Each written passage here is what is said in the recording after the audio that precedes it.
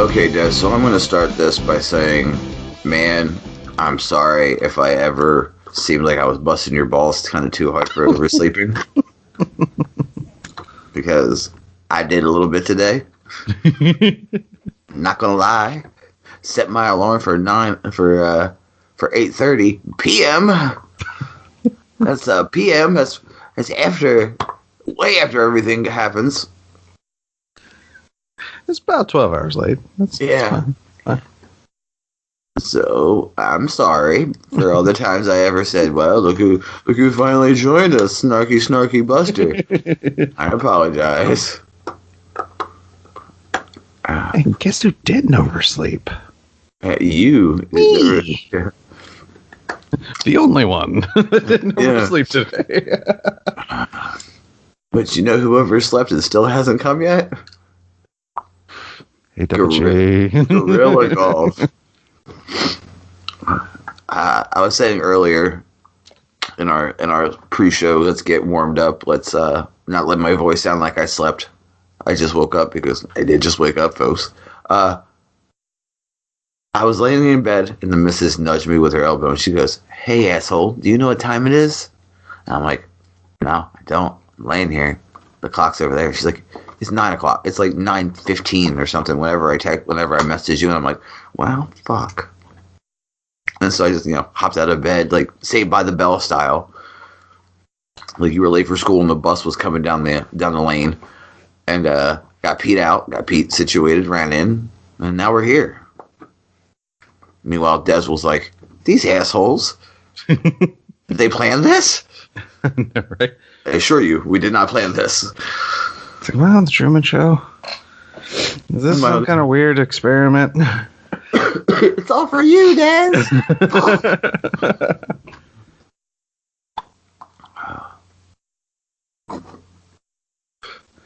All right. But yep. Fantastico. Yeah, and Double G said he is on his way. Yeah, he is. About 20 minutes ago. But the show goes on in true RNG fashion. We'll bust his balls when he gets here. Indeed. So yeah. Some things have been happening. Things have been happening. It's super still spooky. It is spoopy. Which is still spoopy. Which is it's good. I still enjoy the soundtrack of the tower. Oh yeah. That's very nice. But yeah. See, since last recording, Iron Banner has finished. Yeah, it has. What were some of your thoughts on it? This is a new, improved, and edited Iron Banner. Let me hear Raven's Rock of well, played a crap ton because it was double and triple Valor. And in the weekend that I did play, I played enough to get 2 entire resets. Ooh. For Valor. So that's a thing. It is indeed a thing. And I got the triumph for completing all of the Iron Banner bounties on all of my characters in a week. Nice. Because I did that. Don't see, like, especially with the Orbs of Light one, I don't see how that was possible really before without just dedicating everything to playing Iron Banner all the time. The make 100 orbs? Is that what it was originally? Yeah, 100 orbs light and Crucible. It's like, okay. Of course, I kind of figured out, like, a secret to it, sort of. Or at least an easier way to do it on a hunter. Ooh. And that's Mobius Quiver. Okay, yeah. Because no matter what, when you tether something, you get an orb. And Mobius Quiver just lets you fly out freaking tethers everywhere. So it's like, you know what? I tether a couple people per super. It's at least a couple orbs. There's that. And then I found there's pretty much an easy way on every class to get orbs per match at least. Because for Warlocks, if you use your Radiant Well, I mean, just popping it is 2 orbs. Mm-hmm. So, I mean, as long as you're doing well and you get like 2 supers a match, that's a minimum of 4 orbs a match. Which at 50, yeah, it'll take a while. But it's not, entirely impossible. No. Considering, there could be matches where you get more, like maybe 1 or 2 more. Or if you have that exotic, where, getting kills and assists, which obviously works in PvP because you're killing everything. With the Phoenix Protocol. So yeah, and then of course with Titans, I mean, Bubble is also the easy 2 orbs. And if you're wearing Crest of Alpha Lupi, well, that's actually 3 orbs in activation. So, yeah. But I actually found out, interestingly enough, my Titan was the one I wasn't struggling with to make orbs actually killing things with a super. I'm wondering if... Code Commander? No, I actually used hammers. Oh, okay. I used good old galley hammers. But of course, I was still wearing the Crest of Alpha Lupe, so I'm wondering if that was helping, like with orb generation through that as well. But yeah, actually, the orbs came about pretty easy on my Titan. So I'm probably gonna have to keep Crest of Alpha Lupe up on the just in case, because right now the only triumph I have left for Iron Banner is just the crap ton of wins.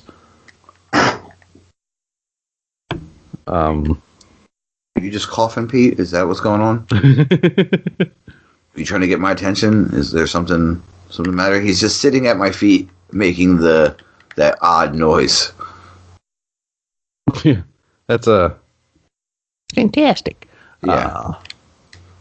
Yeah, I mean, I don't know. It's really weird because I had much more success running solo.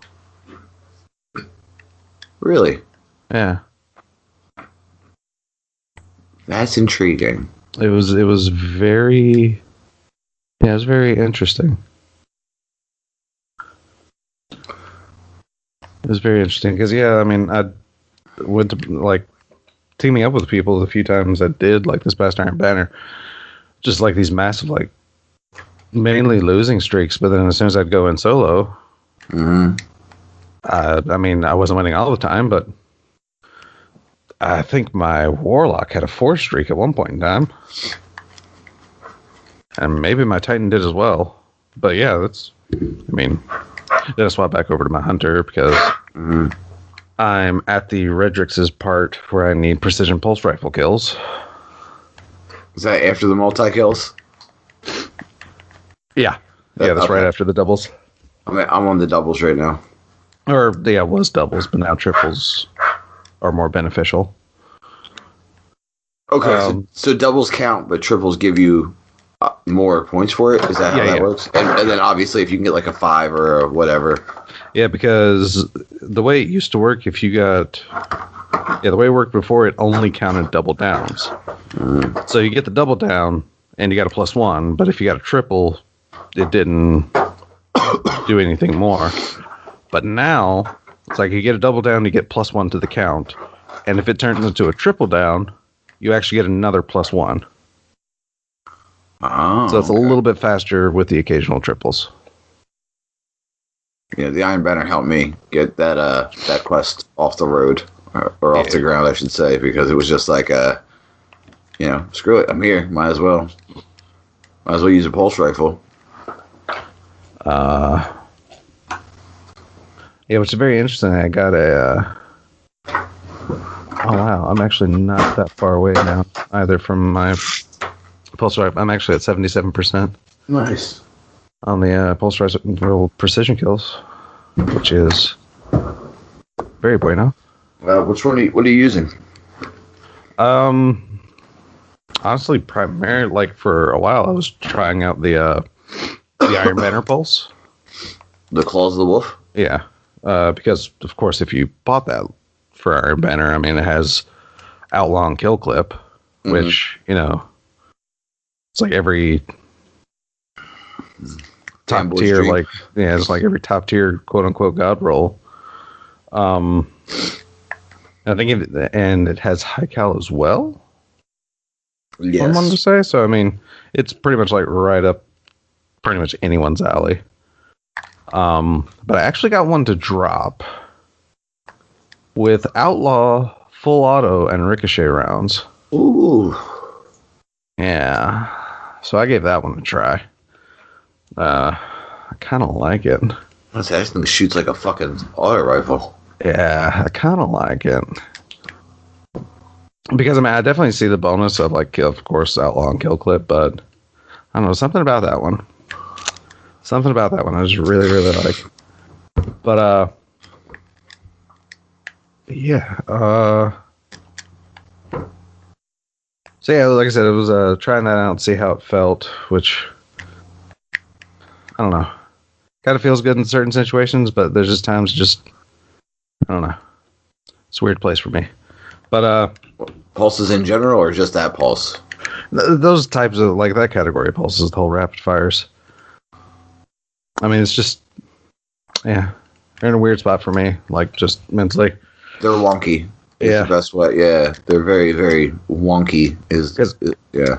Yeah, because I ended up putting back on, like, my vigilance swing and crap, and yeah. Being that guy. Oh, yeah. Totally that guy. That guy wins, so that's all that matters. Exactly. Or at least ends up at the top of the scoreboard. I mean,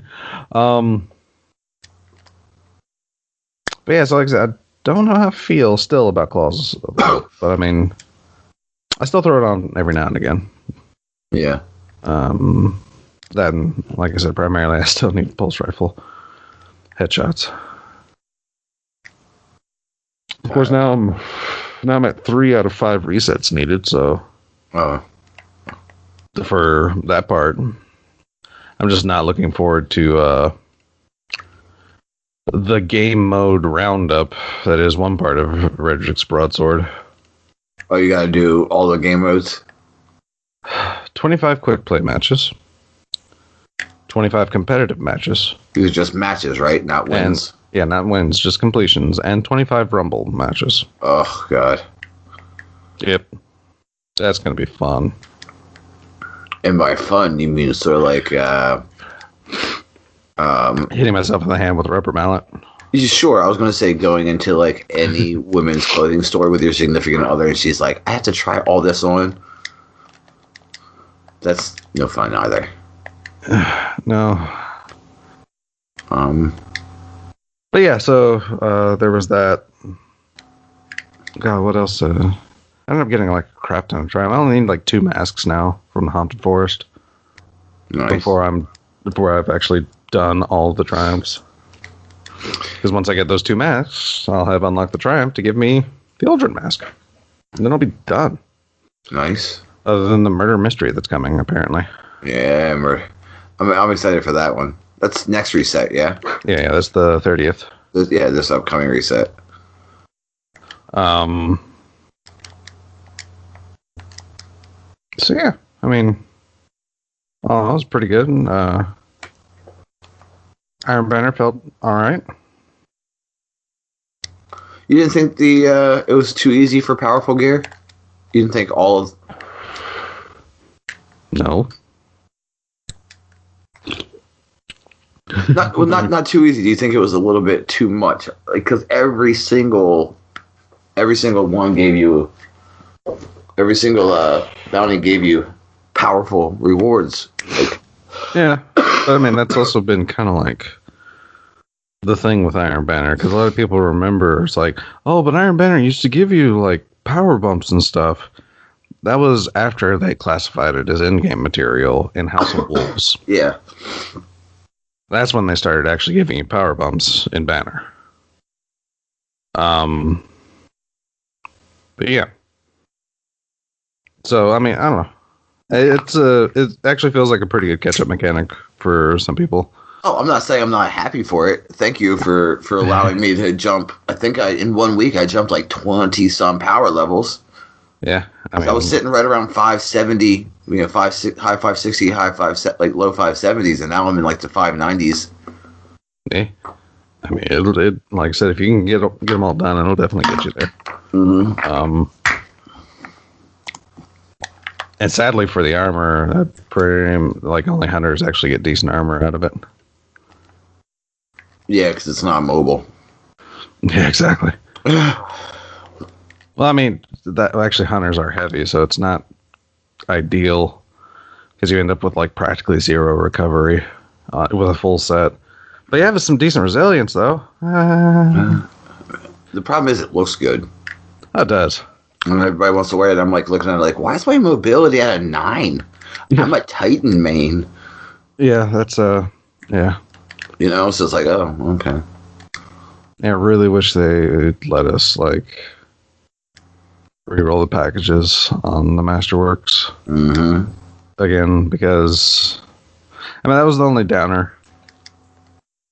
I mean, I'm glad like at least also definitely for hunters like the in-game sets, the Reverie and the Great Hunt sets are survivalist, so that's pretty much all I'm collecting. The Great Hunt is the raid stuff? Yeah. Great Hunt's raid stuff. Oh, see, now I have to do it because it has a really cool name. Yeah, it does. I think it's supposed to reference the Ahamkara hunt. I mean, yeah. Okay, that would make sense as well. Yeah. I'm like, that's just a cool name. But now I realize it's lore. Yeah, because the Reverie and the Great Hunt set can roll with like the enhanced perks for certain things, as well as exotics. Oh, exotics can drop it. Okay. Yeah, and I got real sad because I actually got a pair of legs that has the. I think I've already dismantled them. Nope, distribution. There they are. That was which distribution is whenever you use a class ability, it reduces all of your ability cooldowns. That's pretty good. Yeah, it's like super strong, but it's an awful. It's like it's got like primary ammo finder. Oh, it's like hand cannon scavenger. Which yes would be cool. Like hand cannon scavenger could be something like to get me to run the hand cannon in PvE because their ammo economy sucks. So that can circumnavigate that, but primary ammo finder. Yeah. Ew. Oh, you mean the ammo that's everywhere? I know, right? Ammo that I literally look around like, why does it look like somebody threw confetti? Oh, it's primary ammo. But yeah, it even has. I mean, because it's got like either distribution or dynamo or bomber. Which, I mean, why would I choose bomber when it has distribution? Yeah, true. It's like, yeah, I can do that, and the other two. Yeah, but yeah. So that was disappointing. It's like, yay, it's got the thing I want, but that's like the only good thing about these legs. I mean, I'm still I can't say now with my Titan. I'm still at the point where I don't care what it looks like. Now I'm starting to be very fashiony. Right now I'm like looking at the perks, going, okay, cool, because everything's dropping, the 590s in that area. So I'm like, I'm okay with that as long as I keep my highest thing on. It starts pulling, back. So. Yeah, I'm finally starting to get 600 drops. Oh, nice. So, like, for everything, like prime engrams and everything, like, everything's starting to drop 600. So it's definitely just a matter of time. It starts around 596, 595. It starts dropping 600 stuff. Somewhere in there. Depending on what you're doing as well. Because, I was getting an occasional 600 because I had a 600 piece drop. I think there were legs for the for Petra, like her doing her weekly. Like, or it was something involved with that, but it actually dropped a pair of 600 power like legs. So I was like, oh, hey, cool, all right, that's my first 600 drop. But like certain things were still dropping at like 598, 599. It's like, all right, cool, no problem. But yeah, now, things are like I said, power forward starting to drop at 600. So yeah, my Hunter's max light is 599.6 according to Dim. So it's only a matter of time. You're touching it. Yeah. Also, I got my Whisper up to 600. So, and my Sleeper now. So yeah, that's pretty much been my kind of like the weekend before the reset of last recording. Yeah. Much. The hour of our discontent. It's playing a crap ton of Iron Banner and getting like I said, working out 2 full freaking Valor resets. Thanks to double and triple Valor. Which is very nice to see that sucker climb so fast. Yeah.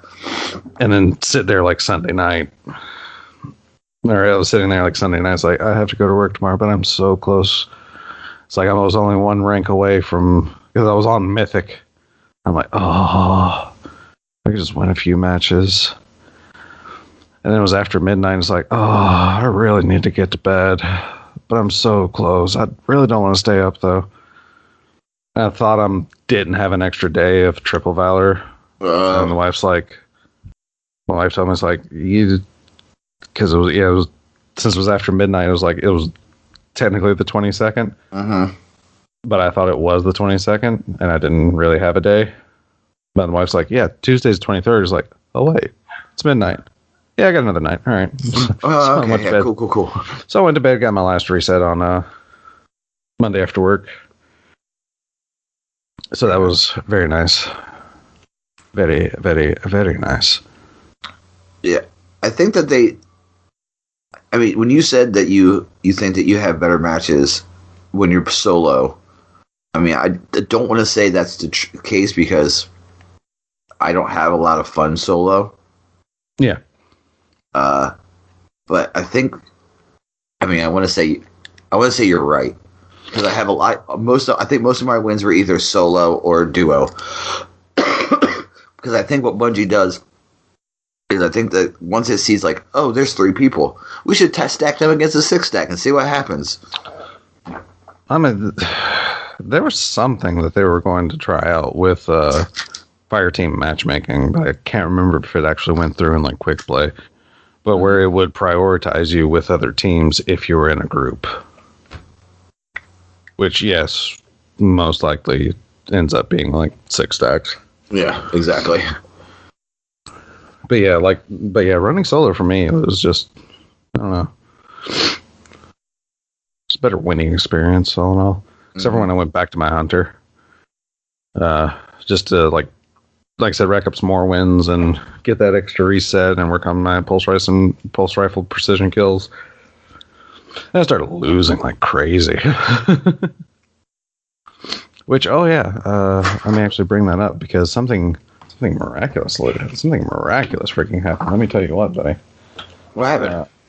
Let's see. What's that site? Oh yeah, I remember now. Good old Destiny Tracker. Which normal people don't spell that with 2 R's. Let's see, this person, because that's me. Let's see if it's still there. Or if I've lost any.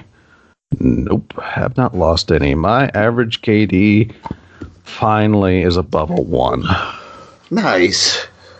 I'm at a 1.04 overall. My competitive KD is still a 0.99. But yeah, awesome. That's a lot of you playing PvP, bud. That's finally me just like, I don't know. You think starting to settle into the meta? Oh wait, what? Why is Double G calling us? I don't know. That was weird. I got him.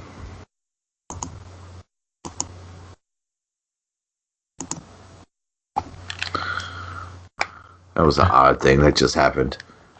All right. But I mean, it's Iron Banner for me at least was interesting. Being on vacation, having the capability fully taking advantage of Fowler. Well, I mean, I got a reset out of it, which was cool because I didn't think I was be able to get a reset out of it. But it's one of those things that you think when you start your vacation the week, you're like, oh man, I'm gonna do this. I'm gonna do this. I'm gonna have so much time. I'm gonna do this, and then you wake up in the morning and there's a goddamn a list that's on the wall. It's like you gotta do this, and oh yes, this. And then you wake up again and it's like, where'd it go? The list is still my here. Time. Yeah. Then it's fucking I had so Saturday. Much time. And then it's Saturday and you realize I didn't. I squandered my time.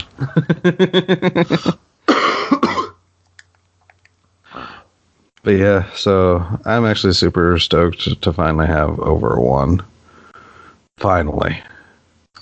Out of the freaking 5 years I've been playing this game, I've finally overcome the limitations of what I once was.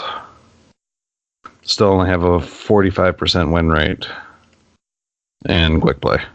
Oh, 47. Sorry. Yeah. That's something though. I know, that's it's actually like I said, a lot of people listen is oh, that scrub only has a 1. We all got to start somewhere. Also, we don't have young people reflexes anymore. We have old man hands. But and yeah, there's science behind that. I think I've went over it before, but yeah, once you actually get used, once your muscles become used to daily labor, because denser muscles actually slow down the connectivity, but the speed at which your nerves send signals. Yeah. Which, I mean, it's only fractions of seconds, right? But at the same time, fractions of seconds matter. 10 minutes in tech issues later. My patience level is already at -4.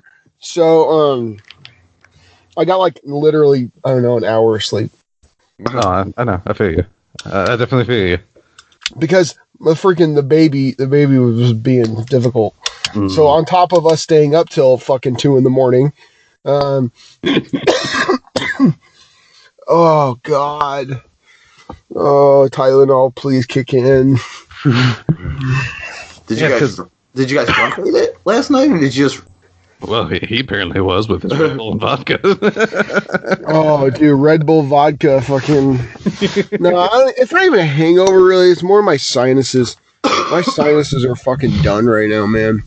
I've coughed up probably, I don't know, about 10 gallons of shit over the past 2 weeks.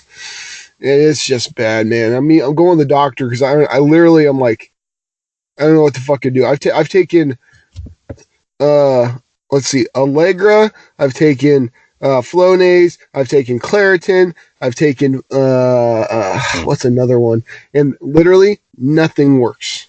Nothing. Mm. And it's just ugh. I was telling Des I've been taking Zyrtex and Mucinex, so I have a lot of X's in my life. You do. Yeah, as I didn't want to mention yet until Gigi got into the call, we raided last night until an ungodly hour in the morning. And it was really fucking fun. It was a blast. Nice. We got a bunch of Fang and Fury guys in there, and it was an all foe raid. Oh man! Between the two groups, so.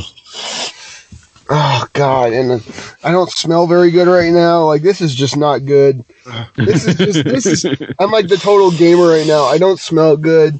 No sleep. Living on caffeine. But that's the way of life. You know what? I'm all right with that. And I told myself when I was going to bed last night, I said, this is what you get. You also have a newborn infant at home too, so you're not only burning the candle, you're burning the candle at every end. Plus No, there is no end. There is no candle. Yeah, It's already gone. It's like it was like a match. It was like a. So how did you enjoy? So you enjoyed the raid, Double J? Oh my god, man! So started off, and I honestly I didn't know what to expect. I really didn't know what to expect. I tried my best to avoid any kind of spoilers whatsoever. The only thing I did was I watched videos for like tutorials on how to get through stuff. Because guess what? I hate being the guy that holds everyone back. It's just my thing. I don't care. It's not going to give me spoilers as far as what I see. I don't really, to be honest with you, I hardly ever listen to, I skip a lot of parts in videos when I'm trying to figure out what I'm doing. Yeah. And, I knew there was going to be a learning curve, but dude, this raid is amazing. This raid it's the pacing. It's all about pacing in this raid. This raid is like, if you are not fast, you're dead. Like, there's just no other way to describe it. If you're not efficient and fast, and you don't have good communication, you're dead. There's just no... do you not agree?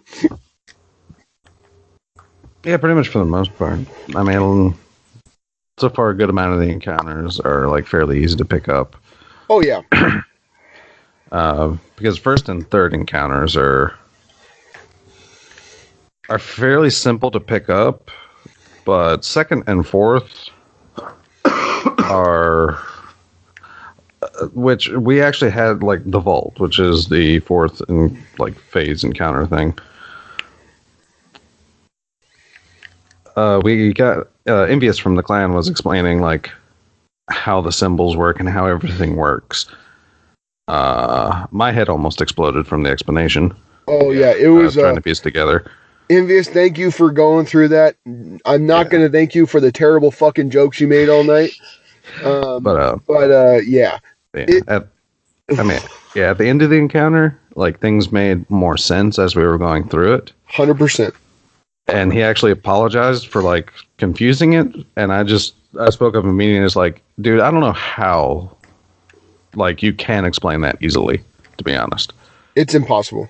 Yeah. It's impossible because you literally are playing like a match game, and then you have to like determine which side to go on, and then like secret tunnels, and literally the funny that I made the joke last night. I said, yeah, that's why I said I'll just kill things. I'll kill things and I'll keep killing things until you tell me to stop killing things. Yeah. And that's literally all I said. I was like, look, just I'll protect it. I'll take out my knight. I'm not going to worry about anything else. Just you guys figure that shit out. And they did a good job. Goku did an amazing job. Aaron played really, really well for her first time in the raid, but that's to be expected. It's Aaron. And then, there was, oh God, who else? Box Lunch Bandit. Great name. God damn, that's a great name. Yeah, hold on. Bandit is amazing. Let's give that credit right now. Let's just go. Let's go on record as to say that that's probably one of the best names I've ever heard. Oh man, it is great, man. And I was like, and I remember messaging him going, "Is this really your PSN?" And he's like, "Yeah." And I go, that's pretty legit, man. Not gonna lie. No, but we had a really solid team. We had good communication. I can really say that we communicated really well, really, really well for being a first time like. Everyone raiding together kind of thing. The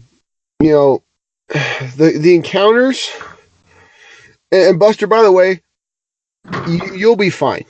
I promise you'll be fine because the jumping stuff. There's only one spot that's tough. There's one spot that's tough when you're in like pretty much like the Shadow Realm, but other than that, I mean, if you can do the Ascendant Challenge. Exactly. You can do that jumping part. Yeah. And there's not even any like rocks that come and fuck you over or anything. It's just timing. I think honestly you will be fine, and no, we definitely got to get in there, man. And have you done an Ascendant Challenge, or maybe it was the Corrupted Strike quest where you're going through one of those jumping areas and like the platforms are actually like rotating?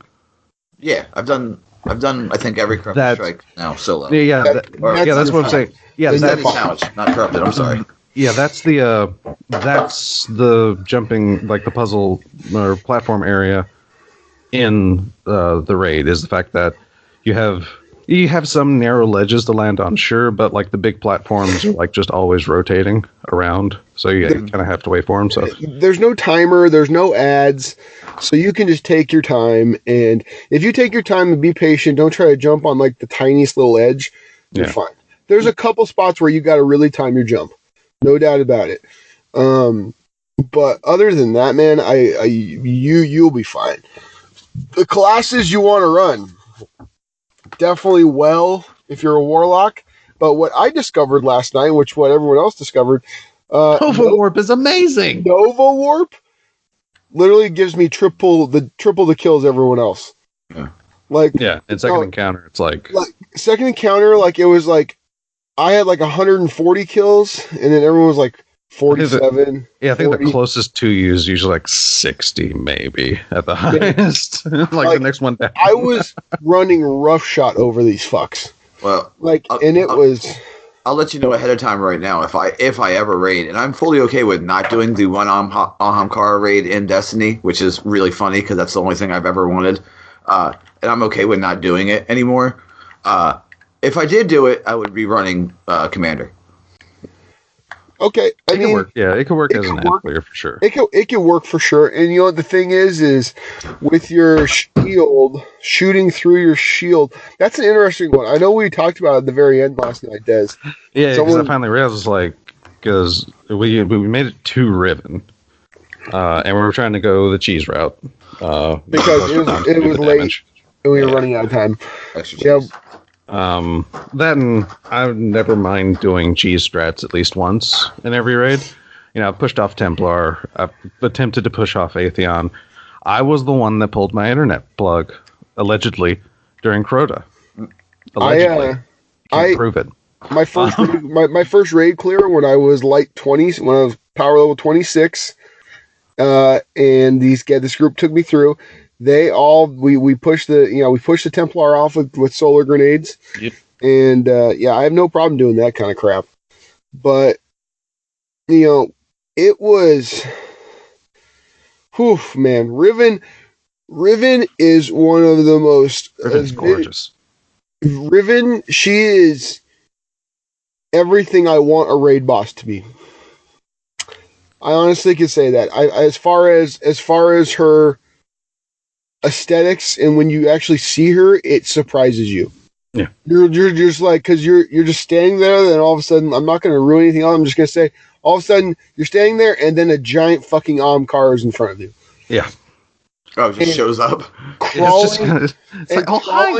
Crawling around, looking all menacing, and it was good, man. And as far as aesthetics for the raid, obviously can't really stand around and look at things while you're playing, but while you are, it is a beautiful raid. Yeah. Beautiful raid, good progression. You're kind of spiraling up to go get her. It is. And then Morgeth is an encounter that's completely out in the open in the daylight. Entirely. You mean Swolgaroth? He is the biggest ogre I have ever.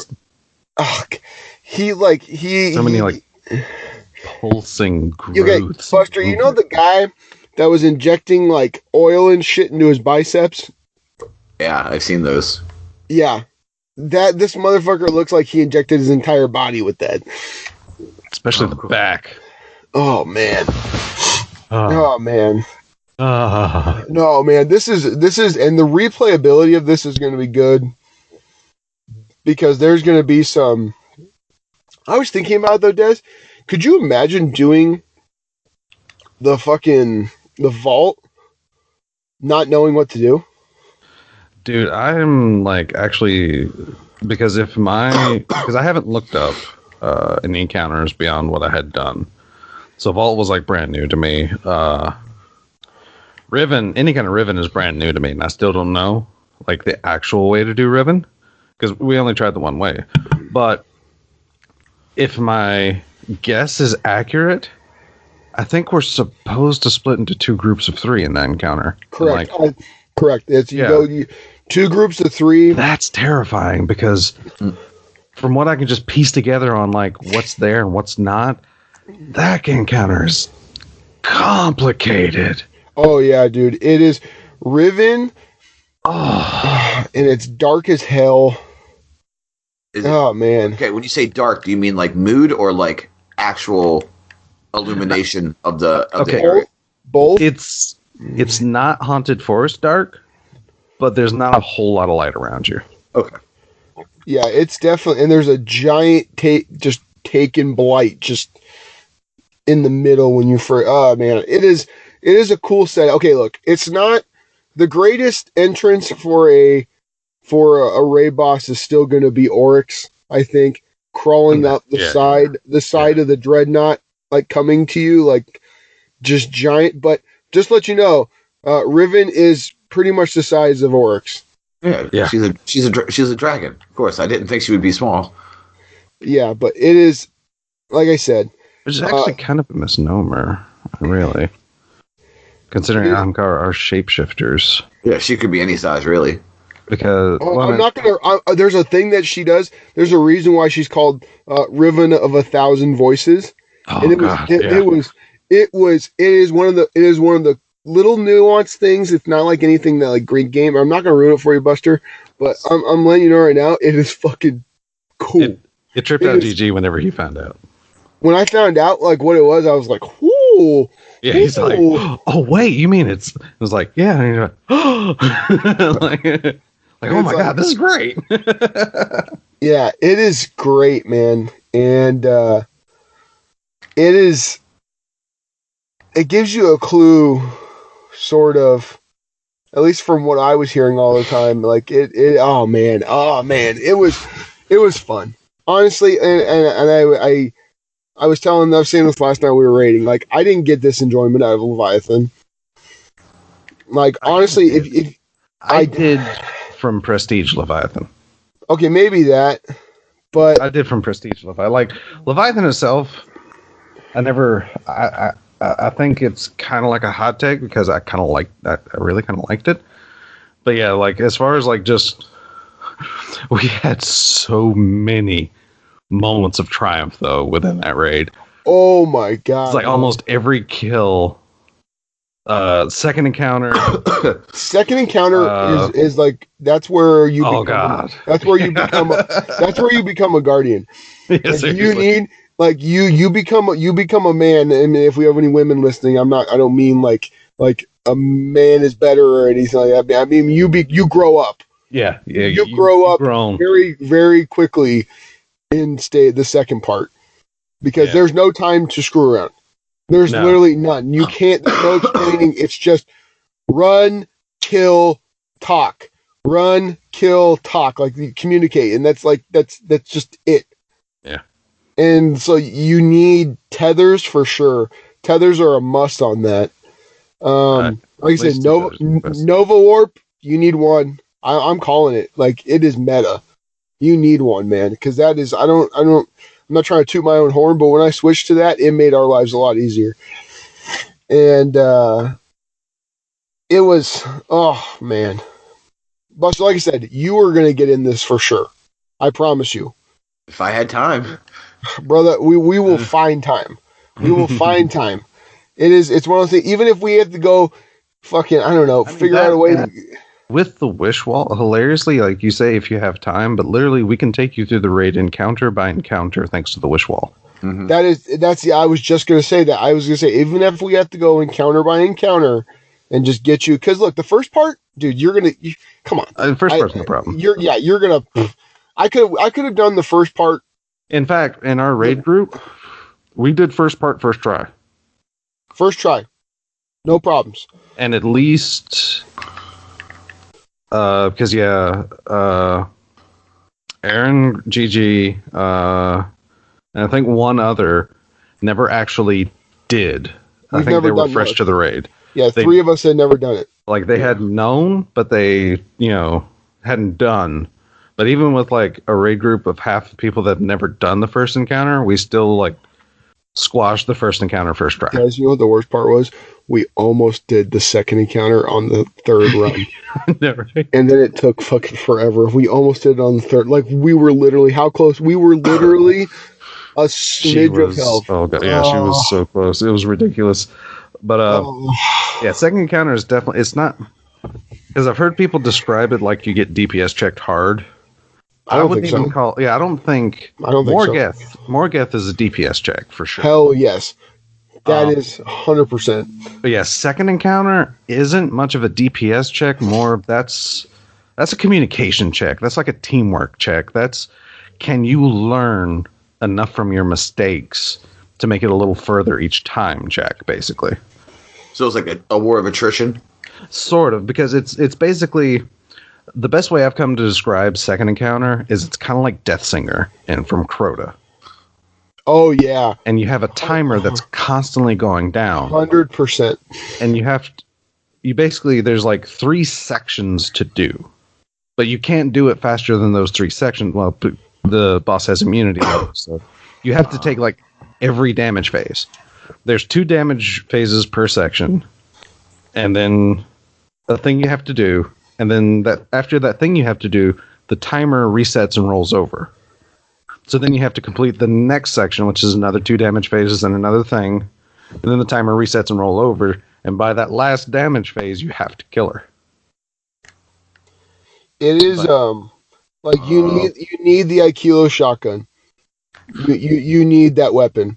Pretty much, but primarily, I mean, a full auto shotty will work. Aikilos. Yeah, okay, you're right, but okay, yeah, I agree. Yeah. But Aikilos is because of trench barrel being able to get, and then what's it called? And then prox. What is it? Whatever. It doesn't matter. But it Aikilos is good. Aikilos is almost like required. It's almost, or at least a full, like you said, at least a full auto shotgun. Yeah. And then. Sleeper. Okay, here's my take on Sleeper. Sleeper helps, but it's not so like many it's bosses like have such tiny heads. Yes, I was just gonna say that, man. It is. It's not like it's like you need this immediately. Like it is. You got to be accurate. I mean, that's all I gotta say. But I don't want to ruin anything, Buster. I don't want to ruin anything for you because we will get you through this. I promise you. I mean, it's fine. I'm fully okay with. I mean, the big spoil was the games. You know, I know, right? It spoiled it for me off the rip. I know. Someone Revan, cleared the last you load in. car, and I'm like, motherfucker. Like, it's like chances told me there's no Santa Claus. Yeah, like chances are it probably would have been spoiled by now. Yeah. Some way or another. But yeah, the fact that from the first clear, the game gives you cutscenes like, Riven, the last Ahamkara. It's like, oh. Yeah, that's one for me. That's one thing I wish they would have held off on. That's okay. That's, here's my little critique at. I wish they wouldn't have told me that Riven was there. I wish they'd have told me a beast is there, or a foul creature or something. Yeah, just some terminology that they could use. Yeah, just give me that, and then, I mean, guess what? It would have blown up all over your Facebook and everything else. You probably would have found out already. But the funny thing is, though, like, Riven actually isn't even the central antagonist for Forsaken. Oh, yeah, I know. That's not even the person, like, pulling the strings. It's like the actual second in command that's kind of pulling these strings is in the Shattered Throne. Oh yeah, and that's something I want to do this week. I need to get fucking Shattered Throne done. In another 2 weeks. 2 weeks. Oh yeah, that's what I mean. But yeah, in their 2 weeks, I need to get that done, man. Because when hearing you talk about it, and I think if I can handle the raid, I can handle Shattered Throne. Oh yeah, for sure. But and then the weapon drops were pretty good last night for everyone. I got one weapon. All armor, but one. Well, okay, I was the opposite. I got one piece of armor. I got two. Okay, I got 2 of the same pieces of armor. I got 2 legs, but then I got like 4 weapons with and make sure if you do run it, make sure you get the secret chests, everyone. Don't skip over them. Make sure you take the time, get them. They will not be powerful light level. They will not be, but guess what? You can get a good roll. You can get a good weapon. And those chests are also the way to get the raid exclusive mods. Yeah, so that's where you want to go, man. You make sure don't just run through and skip them. Don't say, it's not worth it. No, it is worth it. Such as Taken Barrier, where taking damage from a taken enemy reduces damage from taken enemies by 20% for so many seconds. Ooh, that's a big, nice goddamn deal.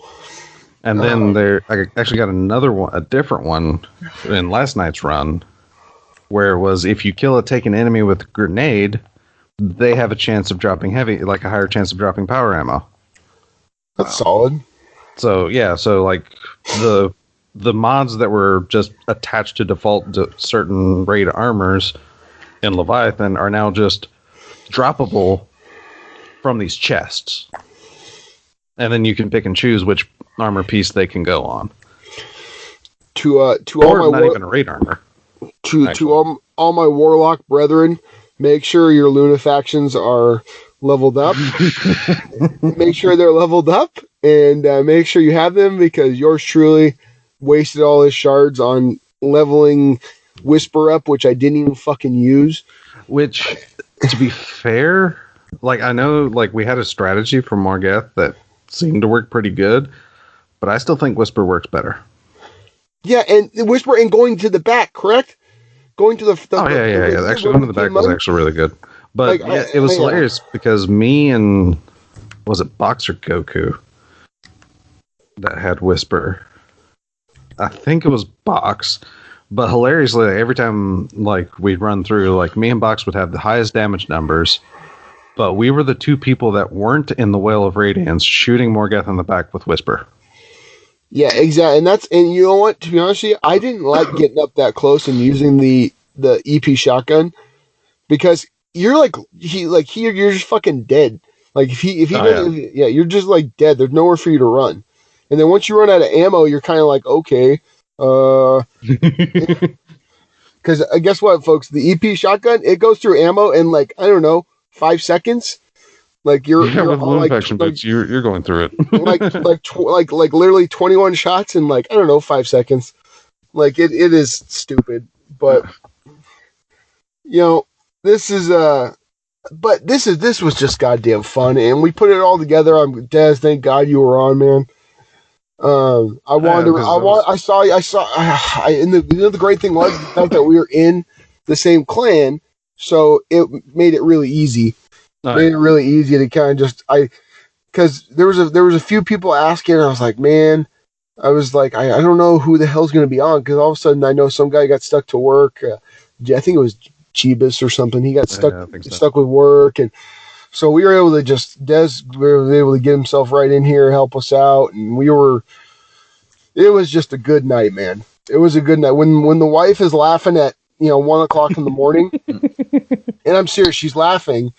Envious had some of the best puns. No, he did not. No, he fucking did not. He had some of the worst puns. Some of the worst puns, and literally it's probably one of the biggest reasons I have a headache right now. No, love you, buddy. Love you, buddy. But no, it was just fun. It was fun to get in there and just do the big time. It reminded me a lot of like Leviathan, of Dreadnought kind of moving. Yeah. Of the Kingsfall raid, like there was some where you had to get that DPS, like it's like War Priest, where you got to get that DPS, and there's DPS and mechanics in it. It's not just one thing or another. It was definitely in huge rooms. Yeah, actually, huge rooms. Hilariously, I think Riven has the smallest rooms. Does, for sure, 100%. 100% has the smallest room. Because think about it, first encounter is huge. It's a huge cavern. Second encounter is like up on top of a. It's not a lot of horizontal space, but there's a lot of vertical traveling in second encounter. Oh yeah, so it's still a huge space. And the spinny cups are terrible. Oh god, yeah. The spinny cups have some of the best jumping fails that I have seen. Morgeth is it's not huge. I mean, it's a big area. It's a good sized area. Yeah, it's out in the open, but the area that you fight on is still like it's twice the size of what War Priest had. You know, I'm trying to think. And even though Riven's small, it's still 2 rooms that you're occupying. So, well, Riven herself isn't small. No, and like the lead up to get to these 2 separate rooms is actually one giant room, but giant, like room. Yeah, cathedral type room. Yeah. No, but like I said, once I finish the raid and once I see everything that happens after that, I'll be able to give my full opinion on it. But I'm gonna try to finish that fucking thing tonight. I promise you that. Like, I'm gonna try to finish Riven tonight because I got that itch. I got that itch.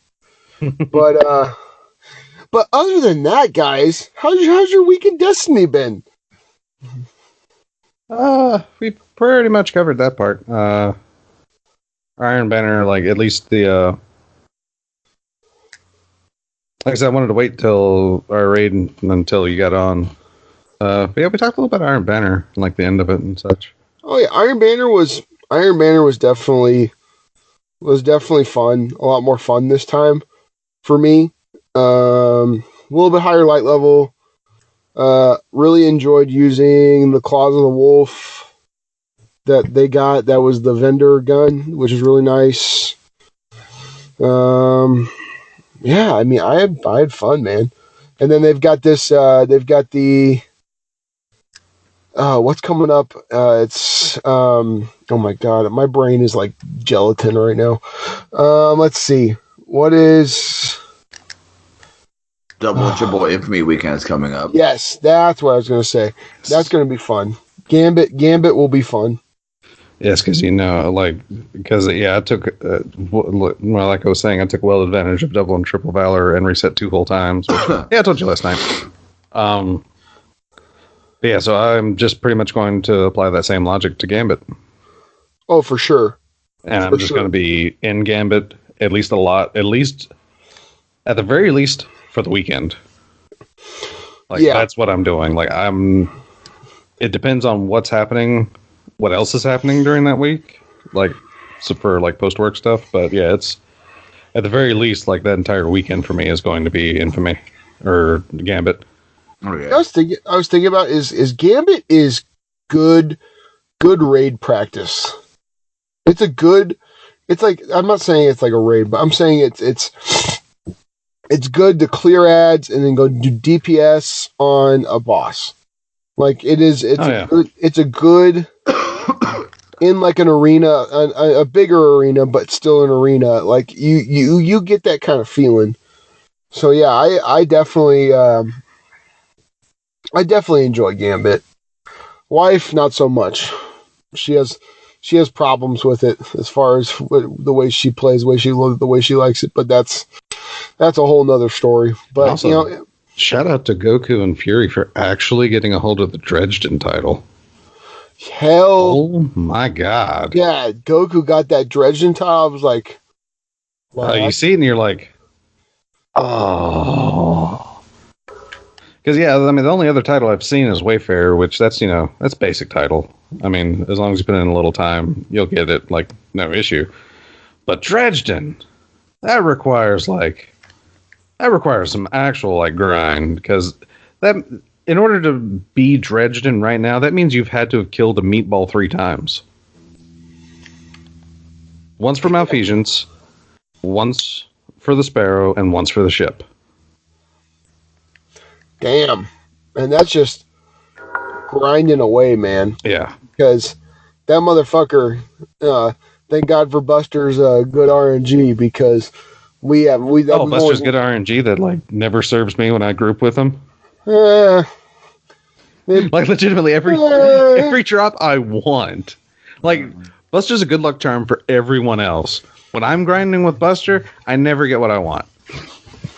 I have nothing against you, buddy. I still love you. Yeah, that's cool. I love you too. It's like DFA grinding. A lot of that was with Buster. I'm like Domino. Sometimes it works, sometimes it doesn't. Duty bound. I think I did get it with you. No, you got 2 with me. No, I've only gotten 1. Wait, who was it that got 2? Someone got 2 with me. No, Yeah, it wasn't me. Yeah, you got it before I did, and I did 71 strikes. Yeah. So, yeah, Meatball. I was with Buster when it spawned in, and well, fucking Blueberry sat down. Yeah. That's man, not colloquialism. That was actually what they did. They sat down. That's so shitty. That's so shitty. But yeah. So, also speaking of double and triple infamy, also coming next week is the next big patch, where they give us a taste of some of the quality of life changes coming, such as Banshee 44 will accept up to 25 gunsmith materials at a time. Thank you. For someone who still has 6,000, that's a good thing. Yeah, that means you only have to push a button 4 times to get a package from Banshee instead of 10. They're removing the hold time for Spire's material exchange interactions, so it's going to be instant now. So that's bueno. They are increasing the stack size of ghost fragments from 10 to 20. That's nice. Bueno. That's nice. They're nice little change. Yeah, they are reducing shader dismantle time from 1 second to 2.25 seconds. They are quartering that time, so you can dismantle shaders even faster. Of course, they're also introducing the exotic duplicate weighting. So, what this means is when you get an exotic, it will weigh it more towards the exotics you don't have. Mm-hmm. Like, duplicates will still happen, but hopefully, as long as everything is working properly, you won't get as many duplicates.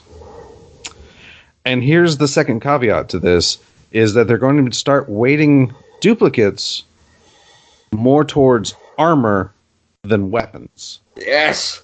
So when you get a duplicate, it's going to be more likely that you're going to be getting an armor piece, since armor has the random rolls. And exotic quest weapons are being removed from the engram loot pool. Which, as it stands right now, as soon as you get an exotic quest weapon, it becomes available to drop from an engram, but they're actually taking that away. So that's going to be bueno. Masterwork cores. Oh, yep. Good. Well, Masterwork cores being renamed Enhancement cores. I think somebody called this. I can't remember which podcast, but somebody definitely called this. But yeah, the more sources will award enhancement cores. They will be added to Scrapper bounties and 6 of the Spider's weekly bounties. And enhancement cores will be more visible in the loot feed, which is always nice. Some exotic tuning. Wish Ender. They're fixing the Broadhead perk for it to actually work, and they're increasing the base damage. Holy crap. Malfeasance, they are increasing the explosive shadow detonation damage, and they are increasing the damage against Taken and Invaders. Let's see. Tracer rifles. Tracer rifles will spawn with 50 ammo in the Crucible. I think it's like 20 now. And they want to get to make them relevant again, because no one's using them, even though the numbers are good. Oh yeah, the numbers are good. But also, there's actually nothing armor perk-wise that will work with trace rifles. Well, that's being fixed. Anything that works with an auto rifle will work for trace rifles. Which I don't understand why I didn't do that in the first place. I think it was just an oversight, really. Yeah. And that's the preview of the quality of life. So, more things are coming, and of course that will be 9 a.m. PDT, Tuesday, October the 30th. And then, of course, double, triple, infamy. Refer a Friend is coming back. That's a thing. Some very sexy looking rewards. Like these like shifting color things. The ship. Ship, Sparrow, Borealis. Is getting, of course, obviously a ornament. There we go. Don't you get a goddamn name card emblem? There we go. Goddamn. Yeah, emblem. Which isn't shifting colors, but still looks pretty cool. And then the DPS has helpful information and movies of the week.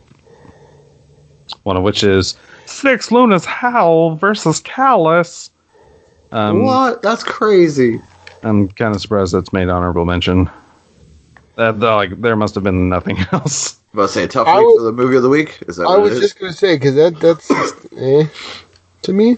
I mean, it's really cool that you guys all got Luna's Howl, but I know this is more of a show. I was like, hey, we're 6 people that have Luna's Howl. Let's see what it does to Callus. And it's like, if you shoot him, his health goes down. Yeah. I know. I mean, you're like, I don't know, because you're so above like the.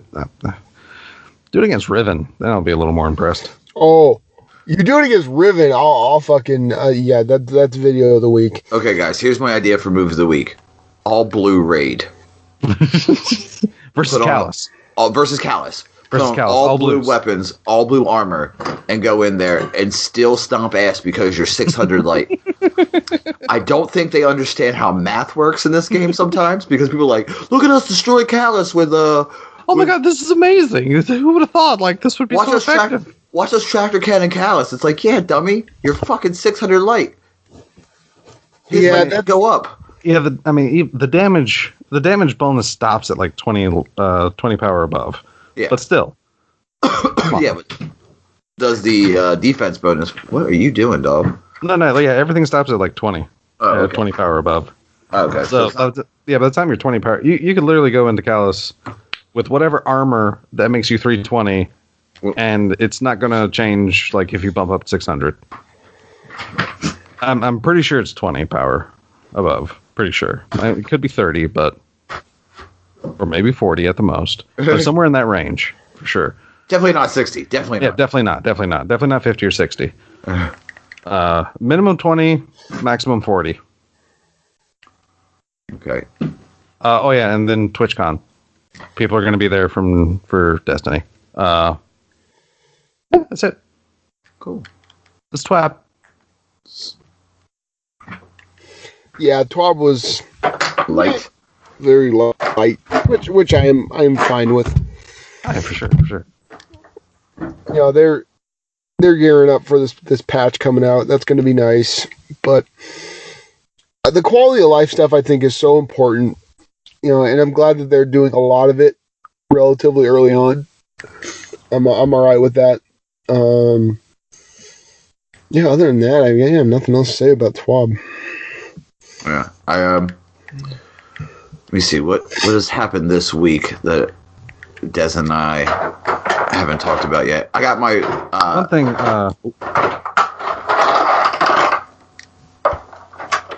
Oh, must you be the loudest? Yes, Father, I must be. Oh, but also like running a warlock and Iron Bear has actually taught me something that I didn't quite realize before. That is, and I think that's it. It's why I've connected so well with Blade Barrage, which is mainly due to the fact that a lot of the mentality, like, carried over from what I learned about Nova Bomb, basically. It's like you get high into the air, you look for like hopefully a group of people, you launch it, you get like a massive amount of downs. And that's what I do with Blade Barrage. And I didn't realize that until I went back on my Hunter running Nova Bomb in PvP. Because I was doing the same, like I said, it was like the same mentality of things. So yeah. So I guess that's my, like, a primary piece of advice. If you're used to running Nova Bomb in PvP, get Blade Barrage. Oh yeah, I love me some Blade Barrage, because you know me, I'm a Void Warlock. using Blade Barrage it was like nothing. It was honestly, like you said, it was the strat, just jumping up in the air and finding a group, throwing. Yeah. I mean, it is hopefully. Yeah. But there's also been plenty of times I've like encountered one person that's like, you know what, buddy, screw you. Activate. Oh yeah, like when you go Golden Gun and you freaking have Nighthawk on and you like just to make sure you're dead. You ain't tanking this motherfucker. I really want you to not exist anymore. Yeah. It's like, you know what? I could probably beat you in a 1v1, but I'm just, no. don't have the... I win. But you know, that's the pro strat, though. They always tell you that. They said use your super. They always tell you use your super as soon as you can. Especially when you have something like Shards of God. Oh, fuck, man. I was hearing somebody talk about how... Oh, I actually clutched a competitive round with my Blade Barrage. That's nice. I'm sorry, like the memory just hit me because it was the best thing ever. It was a 2v1 situation, and normally I'm awful at like high stakes, like high pressure situations like that. Because sure, I have to, I guess, upgrade myself to an average PvPer now that I have a 1 KD.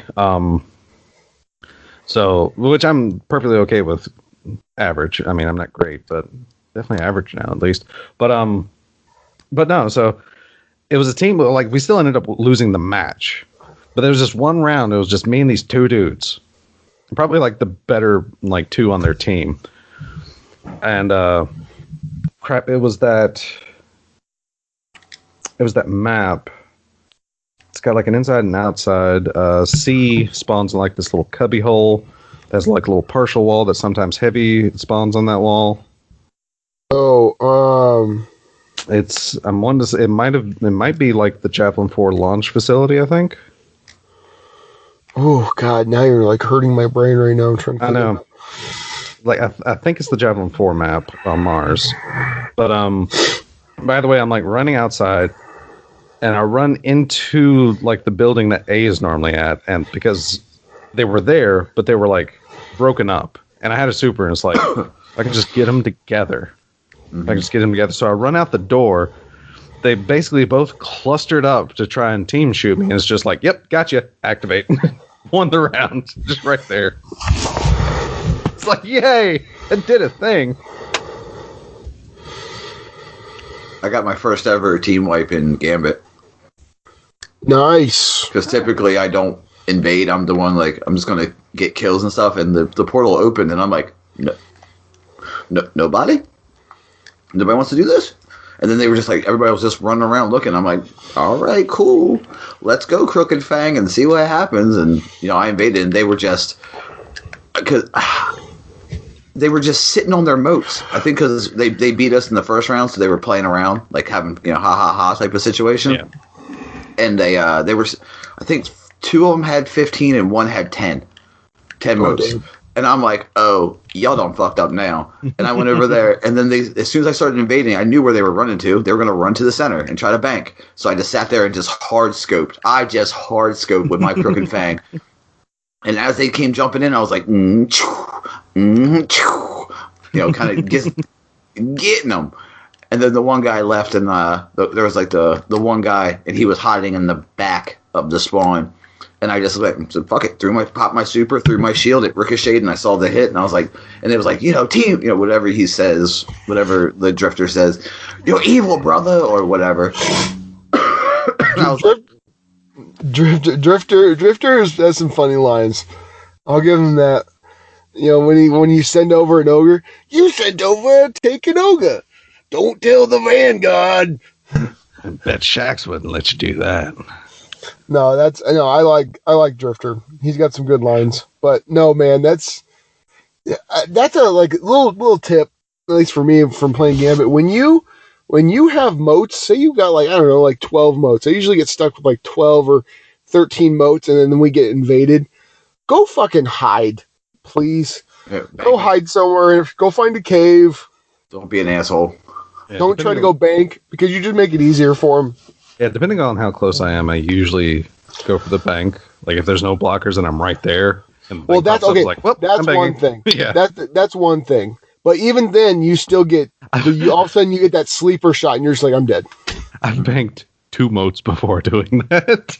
It's like, well, at least they're in. I mean, No, but I mean, that's at least for me, I would say I've had better success of not losing motes by when the invader comes, chill, Hide, and then wait for him to poke up on your sights. And if you have sleeper, then kill him, man. Just fine, you know what I mean? Like, just try. yeah, and And don't clump up. Don't clump up with another guardian. And if you have 0 motes, challenge. Go find him. Yeah. Especially if you have power. Like, if I have nothing, if I have 0 motes or even no power or anything, I'll push. Why? Because if he's using sleeper, he's wasting a shot on me because I just have to go through a 5-second respawn. Mm-hmm. It's lost nothing. He gets an extra guardian kill on his tally. Congratulations. I mean, yeah. That's it. If we get invaded, I mean, I know Double G had said it too. When the meatball spawned for us, I had like 12 motes and we got invaded. I ran to the back of the spawn in the Dreaming City map. Yeah. Dropped my barricade and sat there. Yeah, just sit there, man, and wait. There's no, I mean, in that map, that map is good because you can go in that middle part and just hide. Mm-hmm. And then they have to come through a fucking doorway or the side cave way. Yeah, which is pretty easy to cover. It's visible. Yeah. So, it's one of those things where, like I said, just play smart with it, especially with this stuff coming up, infamy rank going up. Play smart.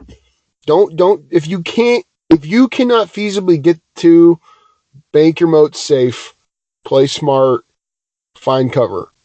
It's I know it sounds pretty basic, but trust me, watching some blueberries play, you're just like, what are you doing? What are you doing? Do you know the concept of cover? There's a guy with a goddamn, he obviously probably has a sleeper or some kind of heavy or a sniper, and he is just fucking waiting for you. Like, come on. No, but yeah. I mean, it's a good little Gambit talk. Oh yeah, for sure. I got the Winchester's Ruin, the Sparrow. I got that. Ew. Hey man, little victories nowadays. Yeah, little victories. I still don't have a Malfeasance quest. Screw you. It is. I got through my second phase of that last night. If it makes you feel any better, I still have to do the Corrupted Strike for it, so I have yet to make any forward momentum on it because no one wants to run that fucking strike. I'll run it with you.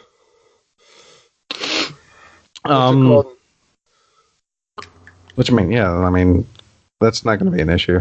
Like, that part isn't freaking me out because, I mean, like I said, my lowest character, thanks to like all the power bumps, is my Titan, and she can max out at 592. Mm-hmm. I'm good. No, yeah, you're fine. I've got no issue. I might try and solo it. Just, because if it was for all the mechanics, I would have definitely tried to solo Shattered Throne. That was reasonably close in power level then. And I went in, then I realized how many mechanics were in that thing. It's like, I'm good. I'm gonna get a team, preferably people that know this. Yeah. And thankfully, in at least my normal raid group, we had 2 people, which hilariously they're twins. But and they play a lot of Destiny. But we're a couple guys because they're the ones that dragged me through like 3 times, and now I realized we missed some bones. So I'm actually gonna have to do it one more time. We missed some bones. We missed 1 pile of bones in Shattered Throne. Oh, so there's Ahamkara bones in the Shattered Throne too? Of course. It's like 4 or 5. Nice, okay. And there's like 9 eggs. Which I thought was a community name for the things that you see. Nope. It's actually in-game. Corrupted eggs destroyed. It's like, oh. Fair.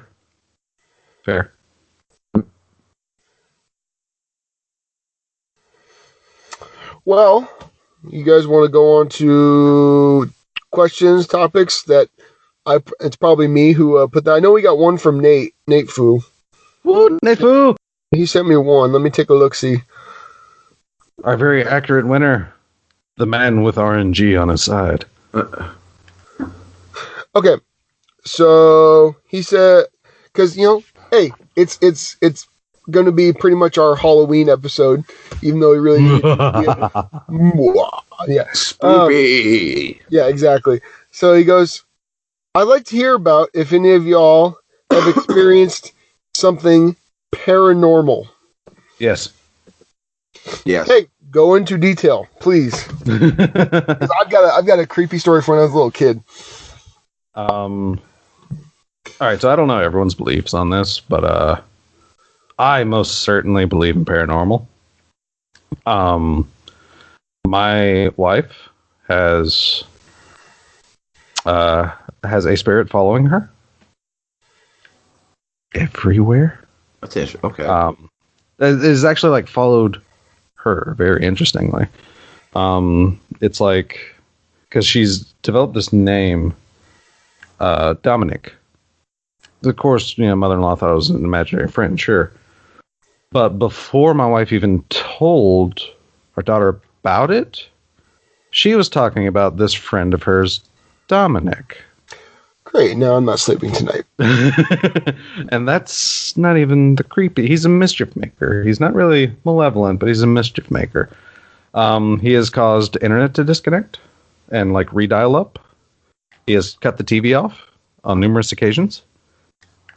When we're sitting there thinking, like, we should probably head to bed. I'm so tired, but we want to finish this. All of a sudden, TV turns off. It's like, Time to go to bed. Yep, going to bed.